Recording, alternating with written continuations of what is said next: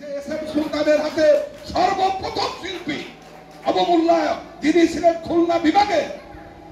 আপনার এই শিল্পী জগতের যে কলেজ, সেই কলেজের অধ্যাপক এবং আরো একটি বিশেষ পরিচয় আজকে আমাদের এখানে যে আসবে আমার বাবা শ্রী শ্রী পদ্মনাভ ঠাকুর, উনার স্কুলে উনার কাছে লেখাপড়া শিখেছে সেই বিমানের বাবুকে ফুলের তোড়া দিয়ে বরণ করে নেবে আমাদের বাবু অসিত কুমার পাল। দাদা এবার শুভেচ্ছা বক্তব্য রাখছেন। নমস্কার ঠাকুরের ভক্তবৃন্দ, সবাইকে নমস্কার জানাচ্ছি। আমি একটু পিছনে কথা বলি। আমি দীর্ঘকাল ধরে একটি আর্ট ইনস্টিটিউটে শিক্ষকতা করে আসছি। পরবর্তীতে আমি খুলনা বিশ্ববিদ্যালয় থেকে চারুকলার থেকে আমি অবসরে গেছি। যে কথাটি না বললে নয় যে আমি দীর্ঘ 16 সালে এই পিছনে যে ছবিটা দেখছেন এইটা করার জন্য ঠাকুরের নামে কাপড়টি কিনছিলাম প্রায় 20,000 টাকা দিয়ে। এটি 60 ফুট লম্বা, 5 ফিট আড়ে।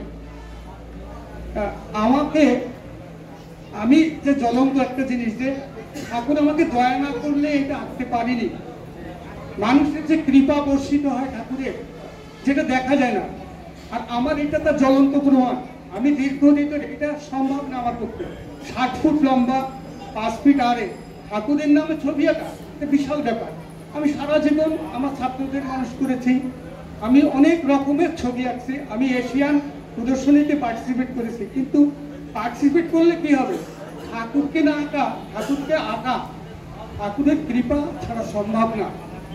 আপনারা দেখেন, সত্যি আপনারা হরির নাম করেন, আমি খুব গর্বিত হই, আমার চোখে জল আসে। কিন্তু ছবি আঁকতে যে ঠাকুর আমার প্রতি দয়া করেছেন, প্রতিদিন 5 ঘন্টা করে পরিশ্রম করে দীর্ঘ 3.5 বছর লেগেছে, এটা তার কৃপা না হলে সম্ভব না। বাংলাদেশে যে বড় ছবিগুলো আছে, যারা এস.এম. সুলতান, জয়নালাবদীন, আমি অত্যন্ত ক্ষুদ্র, আমি তাদের ছাত্র। আমি সৌভাগ্যবান যে আমার ঠাকুর আমাকে দয়া করেছে, তা না হলে এটা আঁকতে পারতাম না। আর আমি অত ভালো বক্তব্য দিতে জানি না, আমি জানি শুধু একটু ছবি আঁকতে।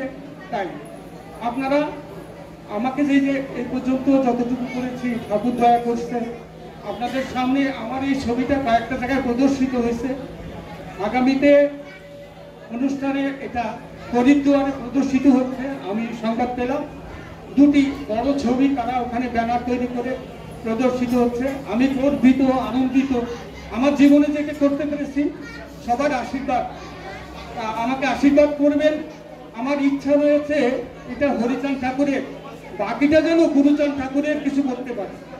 সবার কাছে কিন্তু আমার একটা কামনা রইল, আমার জন্য একটু প্রার্থনা করেন। হরিচাঁদ ঠাকুরের কাজ করলাম, কিন্তু গুরুচাঁদ ঠাকুরের তো কাজ করতে পারলাম না। এটা যেন করতে পারি, আমি যেন করে আমার জনম শেষ হয়। সবাইকে নমস্কার জানিয়ে আমার ক্ষুদ্র ভুল ত্রুটি থাকলে ক্ষমা করে দেবেন।